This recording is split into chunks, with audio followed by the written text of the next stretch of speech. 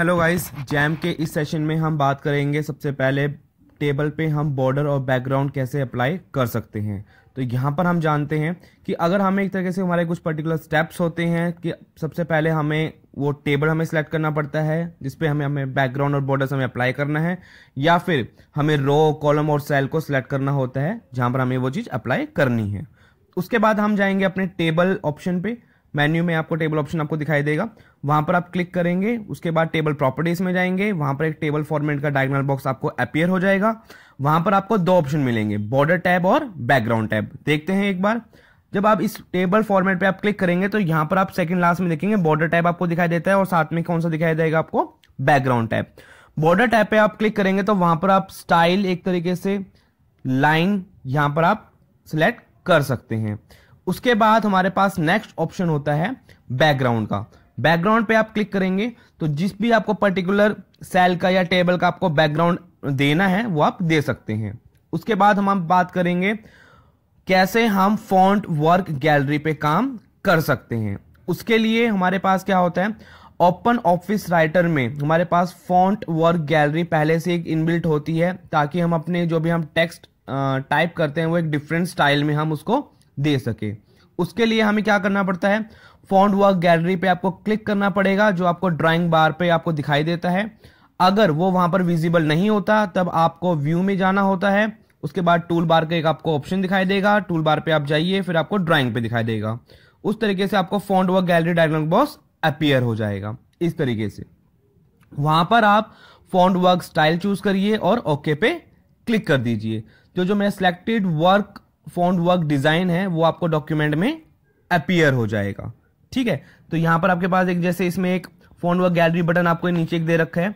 ठीक है, ये ड्राइंग एक तरीके से ड्राइंग बार है लास्ट में, वहां पर आप कर सकते हैं, वरना आप एक तरीके से वहां पर जो ऑप्शंस आपको दे रखे हैं उस पर आप जा सकते हैं। तो यहां पर आपको एक तरीके से डायगोनल बॉक्स हमें अपीयर हो जाएगा। यहां पर हमें पर्टिकुलर फॉन्ट वर्क स्टाइल हमें यहाँ पर चूज करना है। तो यहाँ पर एक एग्जांपल के तौर पे ये ले लिया गया है। ठीक है, इसको लेने के बाद यहाँ पर हम देखेंगे कि कैसे हमें इसको एडिट करना है। तो एडिट करने के लिए बहुत सिंपल सा मेथड है। आप इस पे एक तरीके से डबल क्लिक करिएगा डिजाइन पर। जो भी मेरा डिफॉल्ट टेक्स्ट है, जैसे कि यहाँ पर फॉन्ट वर्क दिखा रहा है, वो आपको एक एडिटिंग मोड में नजर आ जाएगा।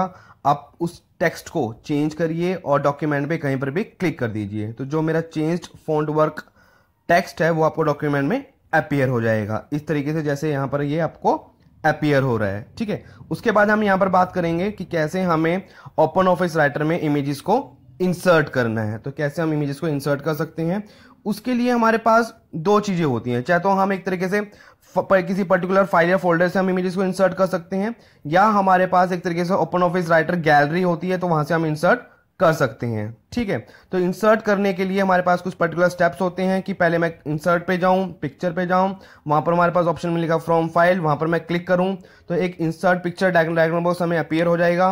वो जोन से भी हमें पिक्चर इंसर्ट करनी है इस पर मैं क्लिक कर दूं।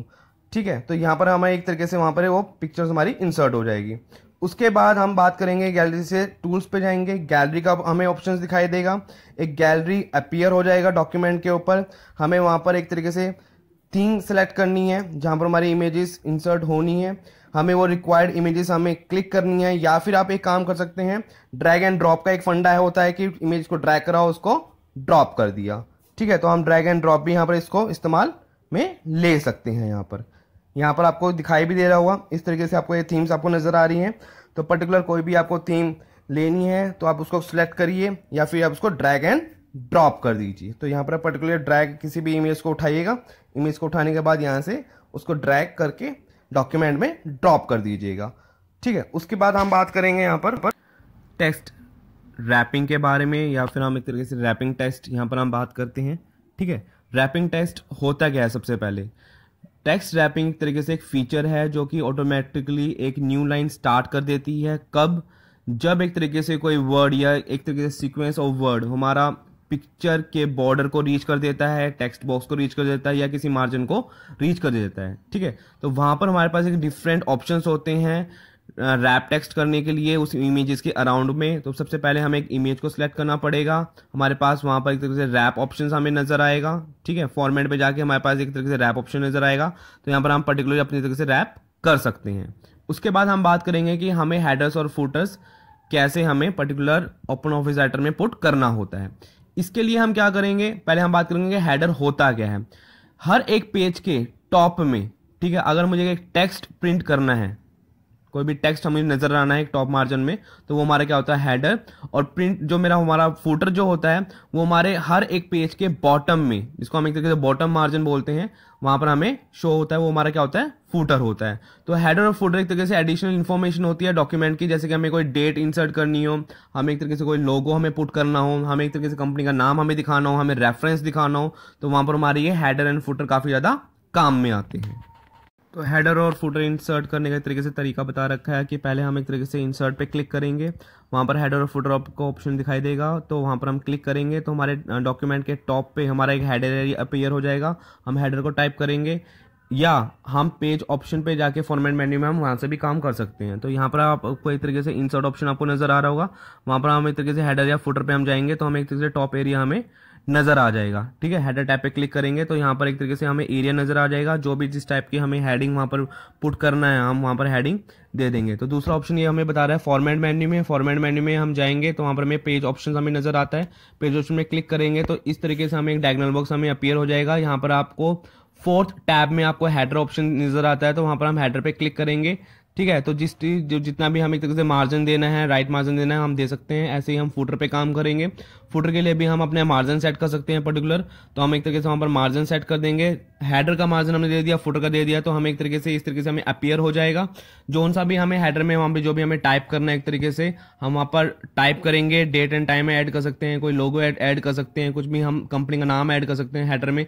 फुटर में भी हम पेज नंबर हम इंसर्ट कर सकते हैं। ठीक है, तो हम अपने अकॉर्डिंग वो सारे काम यहाँ पर कर लेंगे।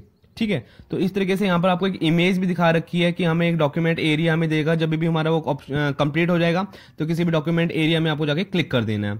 उसके बाद हमें हेडर और फुटर अगर हमें रिमूव करना हो, तो रिमूव करना हो तो वही सेम स्टेप पे हमें जाना पड़ता है। इंसर्ट पे जाएंगे, हेडर और फुटर पे जाएंगे, एक मैसेज बॉक्स अपीयर हो जाएगा कि रिमूविंग हेडर और footers, delete the contents you want to delete और नॉट, तो आप उसको आप येस कर देंगे तो उससे हमारा हेडर और फुटर डिलीट हो जाएगा। अगर आपको पेज नंबर ऐड करने हैं यहाँ पर, तो ऐड करने के लिए भी आप क्या करेंगे, हेडर एंड फुटर एरिया पे आप क्लिक करेंगे।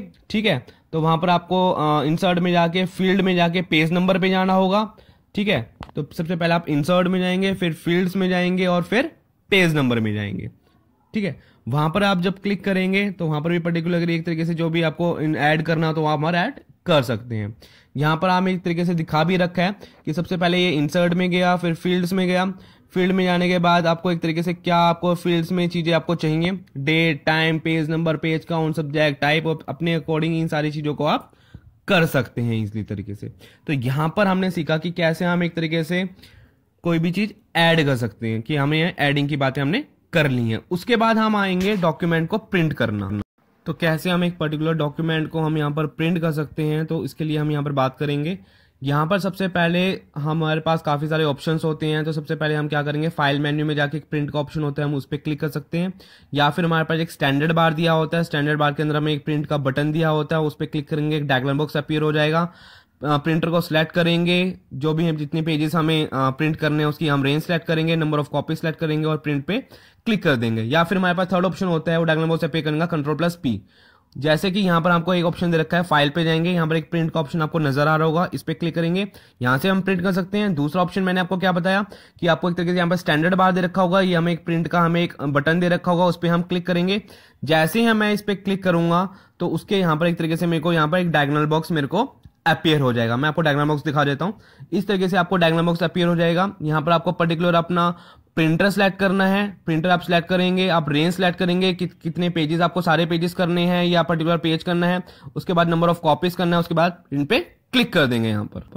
तो हमारे इस जैम सेशन की क्लास में आज के लिए इतना ही। ठीक है, तो आई होप आपको ये सब समझ में आया होगा, और जाने से पहले चैनल को लाइक और सब्सक्राइब करना ना भूले। Bye bye.